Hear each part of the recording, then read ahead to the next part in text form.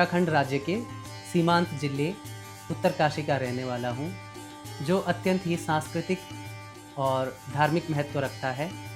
वहाँ पर नवरात्रि, दोनों नवरात्रियाँ विशेष तरीके से मनाई जाती हैं।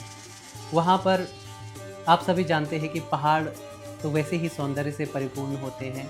इस समय वहाँ पर अनेकों प्रकार के फूल खिलते हैं, जैसे बुरांश हुए, कचनार हुए।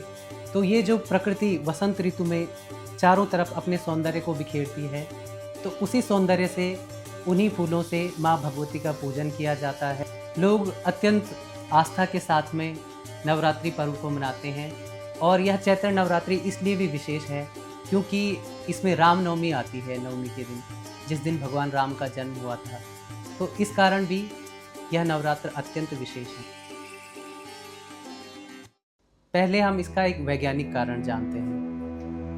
हमारी पृथ्वी जो है वो सूर्य का एक चक्कर 365 दिन अर्थात एक वर्ष में पूरा करती है। और एक वर्ष में 4 नवरात्रि आती है, जिसमें 2 गुप्त नवरात्रि है और 2 प्रत्यक्ष या विशेष नवरात्रि कह सकते हैं। तो जब पृथ्वी सूर्य का चक्कर लगाती है, उन 12 महीनों में 4 संधियां आती है, जो 3-3 महीनों के अंतराल में आती है, जिसके समय ऐसा एक विशेष संयोग बनता है जिससे नवरात्रि मनाई जाती है।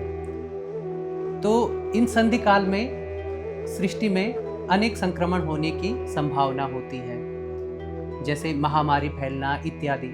तो उस समय नवरात्रि में हम लोग व्रत करके, उपवास करके, साधना करके अपने शारीरिक स्वास्थ्य को प्राप्त करते हैं और अपने मानसिक स्वास्थ्य को प्राप्त करते हैं।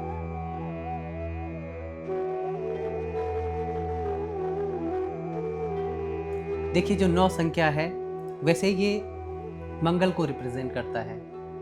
ये मंगल की संख्या है, इसके स्वामी मंगल हैं, तथा ये जो 9 संख्या है ये पूर्ण मानी जाती है। हमारे सनातन धर्म में 9 ग्रह है, माँ भगवती दुर्गा की 9 प्रमुख मूर्तियाँ हैं, जो शैलपुत्री इत्यादि हैं। हमारे सनातन धर्म में 9 रत्न माने जाते हैं। तो इस कारण यह 9 संख्या अत्यंत महत्वपूर्ण है। अन्य धर्मों में भी, जैसे बौद्ध धर्म में, यह 9 संख्या शांति और करुणा का प्रतीक मानी जाती है।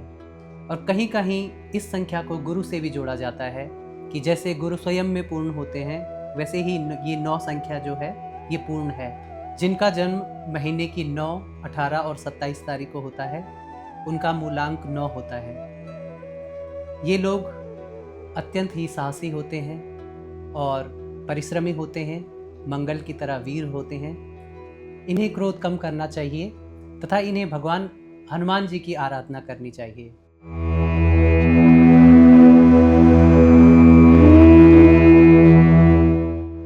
वैसे तो जो हमारे 2 प्रमुख नवरात्रे हैं, जैसे शारदीय नवरात्र हो गए और चैत्र नवरात्र हो गए, इनमें जो शारदीय नवरात्र है वो विशेष सभी जगह, भारत के सभी राज्यों में ये जो शारदीय नवरात्र है वो मनाए जाते हैं। उसमें भी विशेष पश्चिम बंगाल की दुर्गा पूजा अत्यंत महत्वपूर्ण कही गई है।